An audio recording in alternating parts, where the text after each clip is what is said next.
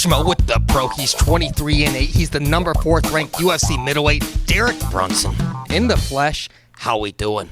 I'm doing great. Out in Vegas. The weather's a bit crazy outside, but all is well, man. Playing in the casino a little bit, so. Sporting the hat, not showing the blonde Brunson. We got the blonde Schmo. We played basketball a couple weeks ago. Got the hat on, though.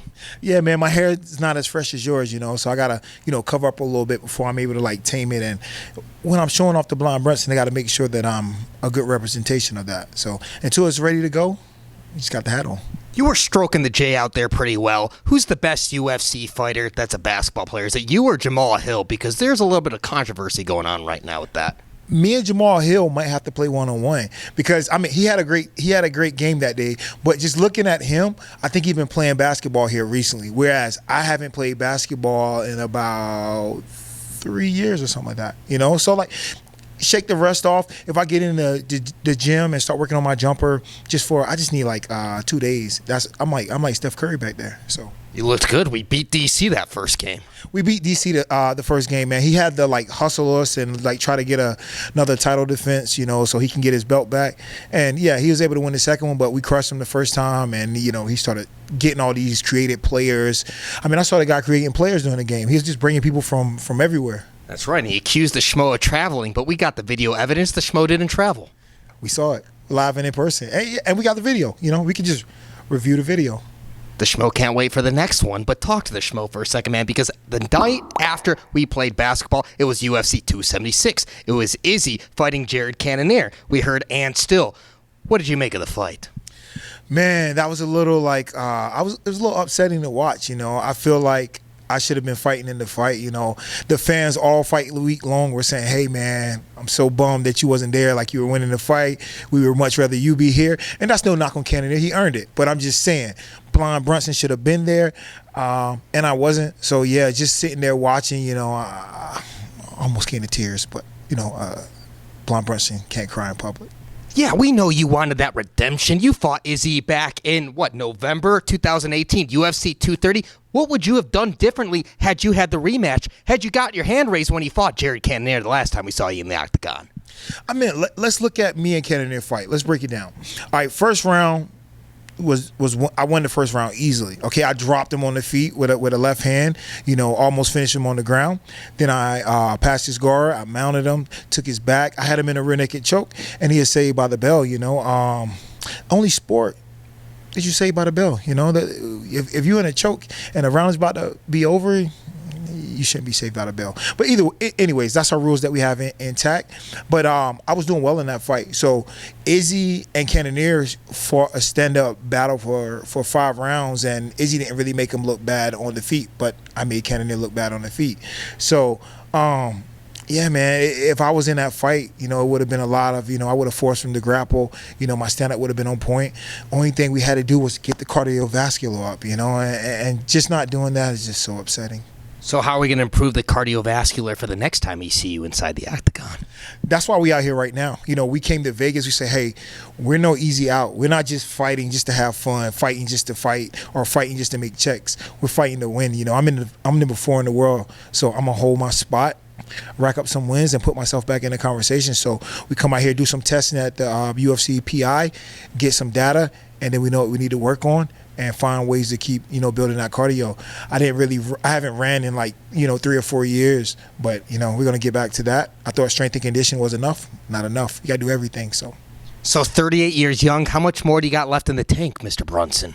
I got a lot left. All I got to do is stretch a little bit, work on my cardio. I didn't lose because of skill that night. I'm looking at the fight and I rewatch, and I'm like, you can see in the second round I start slowing down. It's just real sluggish. But that's something that's fixable.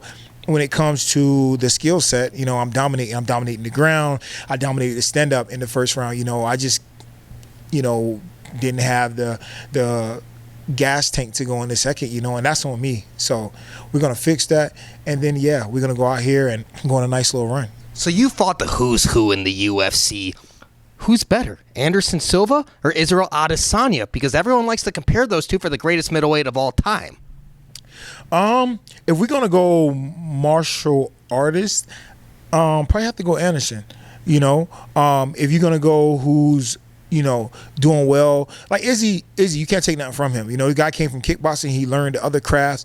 He come in, dominating. He's fighting wrestlers. He's fighting kickboxers. So he's been doing what he said he's gonna do, what a champion should do. So he's in the discussion for sure. He has more to do, but yeah, he's been doing well up to this point. So who's the hardest opponent you've ever faced to date? Hardest opponent faced to date might be Anderson Silva. And I'll say Anderson Silva because he's good everywhere. Like I would get him, I had him in a body lock, and I'm taking him down, and he's like posting out. And this was like older Anderson Silva. He's like posting out, like giving me mad problems, taking him down. I took him down. He has a good guard on the feet. He's real tricky. So like, just you have to stay in tune at every point in the fight. Like he'll go like stepping up elbows. Like the guy's just so innovative, and he's good everywhere. So I would say the hardest person to fight would be Anderson, because you got to watch out for him everywhere. What do you make of Darren Till, man? You know that guy pretty well. He's supposed to be fighting UFC London, had to pull out. He recently did an interview, Block Ass at YouTube channel, talking about being in this depressed state. What do you make of Darren Till and where he's at in his career? Any words of wisdom for that guy? He just got to get himself back together, pick himself back up. I see guys, they have a great run, and then they deal with adversity, and then they can't overcome the adversity. So that's what Darren Till, he got to learn how to overcome adversity. And I would say also go back to 170. He's like not like really a swole guy. I know he's bigger, but he's bigger because I'm sure he's depressed. So he probably sitting down, playing the video games, eating mad chips, eating cookies, brownies. I mean, I'm sure he probably would tell you that, But if you clean up your lifestyle, clean up your diet, dedicate yourself to your craft, because he's a young guy, and in this sport it's unforgivable. So you have to dedicate yourself to your craft, and get on a diet, go back to 170, get a fight, and be the old Darren Till. You're one of the few guys at the upper echelon of the middleweight division that's got a pretty good wrestling pedigree. Recently, the Schmo interviewed Bo Nickal. He signed to Dana White's Contender Series. He told the Schmo that guys in the UFC middleweight division don't have 10% of his wrestling. Not really on my level. Not really near it. I wouldn't say any of the guys in the middleweight have 10% of what I have. So, that's definitely, a weaker division as far as the wrestling goes, and I'm looking forward to getting my hands on some of those guys. Talked about his bone density. When I put my hands on these guys, I'm different. My bone density is different. My grip is different. I think a lot of these dudes, I'll be able to grab them and snap them like twigs. What do you make of Bo Nickal's comments there? He can wrestle, I'm interested to see what Bo Nickal does. Is he on the Contender Show this season? That's right, he's on this season. So he has one fight? With one fight? We're going to see him fight. He gets that victory, he's going to be in the UFC. I like it. Maybe if Dana White says yes, but he's got a lot of hype behind him. Yeah, for sure, wrestling. But, wrestling, you got to add the BJJ skills. You got to add the striking skills. There's fast twitch elements. I think for sure he can wrestle. He can wrestle, but, MMA is MMA. It's not wrestling. So I'm interested to see what he's going to do. I think he'll definitely have a good career. To get in the UFC with one fight in a Contender Show, it's a Contender Show. So you can go fight a regional guy, you can beat them, and they might not take him. He might go out there and wrestle, and they're like, hey, you need more fights. But if he wins and knocks somebody out, or if he submits somebody, then yeah, they might put him in at 2-0. It's a great story to talk about.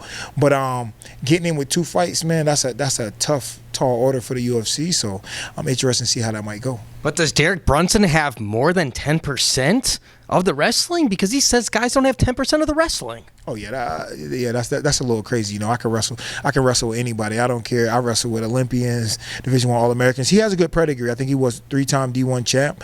But yeah, for sure, Mr. Brunson can wrestle with the best of them. So when can we expect to see you in the Octagon next, Mr. Brunson?